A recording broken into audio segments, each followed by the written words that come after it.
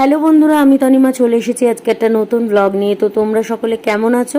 আমি তো খুব ভালো আছি, আর আজকে তো স্পেশালি ভীষণই ভালো আছি। অ্যাকচুয়ালি বহুদিনের একটা শখ ছিল যে সেনকো গোল্ড অ্যান্ড ডায়মন্ডের একটা গসিপ কালেকশন কিনবো।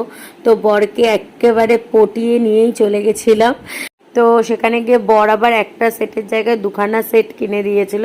তো সেই কারণে আনন্দটা দ্বিগুণ হয়ে গেছে। আমি জোড়া মন্দিরের সেনকো গোল্ড অ্যান্ড ডায়মন্ড থেকে আমার সেটগুলো পারচেস করেছিলাম।